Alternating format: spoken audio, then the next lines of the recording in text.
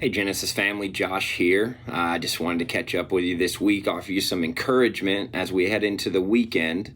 Just want to give you a couple updates on outreach real quick. We have had a few weeks so far of our cold weather shelter that we do in partnership with Seven Hills, Salvation Army, the City of Fayetteville, and Potter's House. And just want to say a huge thank you to everybody who has come out and volunteered with that, supported that ministry. We've been able to provide over 1,400 beds and meals for folks while the weather was freezing cold. And so that's been really awesome. We've seen some fruit come out of that. Some people get into permanent shelter. Some people get into rehab facilities, make some long-term decisions to make some life changes. So that has been really amazing. And then on a note, for me personally, we started Pick Me Up this week again for the season. The city has expanded our ability to do that, and so we're able to take out 2 crews of folks. So we're able every week here to employ 15 people from the community, and that's all provided by the City of Fayetteville. So that's been really awesome. Some really amazing things happening here with our community around us, working with our neighbors and our friends. And today I just want to share with you a message of encouragement from John 5. In John 5, we find Jesus, and he's in Jerusalem for the feast, and he goes over to the pool of Bethsaida, and starting in verse 2, it says, "Now there in Jerusalem, by the sheep gate, there's a pool in Aramaic called Bethsaida, which has 5 roofed colonnades, and in these lay a multitude of invalids, blind, lame, and paralyzed. One man was there who had been an invalid for 38 years. When Jesus saw him lying there and knew that he had already been there a long time, he said to him, 'Do you want to be healed?' And the sick man answered him, 'Sir, I have no one to put me into the pool when the water is stirred up. And while I am going, another steps down before me.' Jesus said to him, 'Get up, take your bed, and walk.'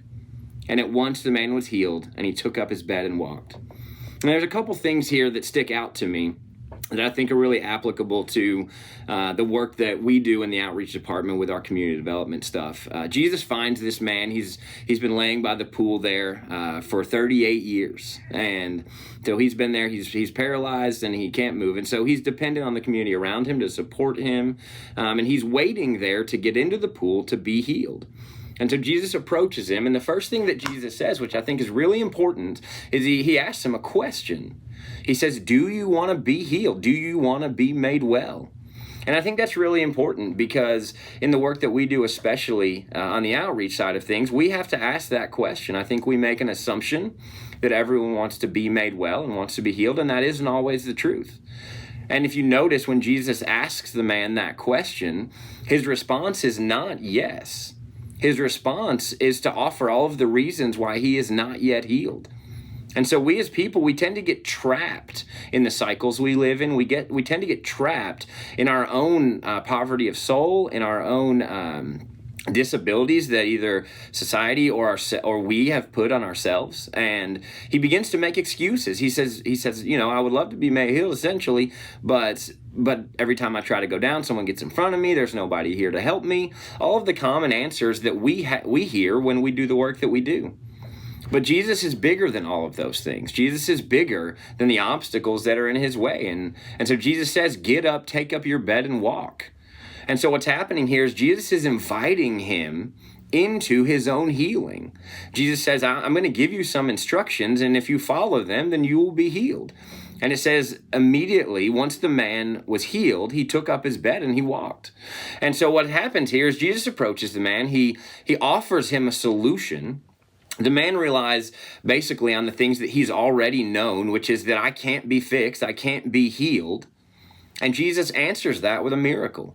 Jesus says, "Go ahead, get up, take up your bed and walk." And so the man does. So the man is called into a life of freedom. And there's some more complexities here. The man has been there for 38 years. This is his home. This place where he has his mat laid is his community. That's the place where he's at. And us from the outside, we see that and we think, well, of course he wants to be healed. Of course he wants to be out of there. Of course he wants to be made well. But the fact of the matter is that is his home and that is his community. And that's a tough transition to make. And I think for all of us, as we go through life, we say we want to be healed. We say we want to be made well. We say we want the Lord to move in our lives. But very often that requires us to make some drastic changes. And do we have the faith that as we step into those changes, that Jesus is going to show up, that Jesus is going to walk with us through that? So as we go into the weekend, I want to encourage you to think through that. Jesus is asking you the question, do you want to be made well?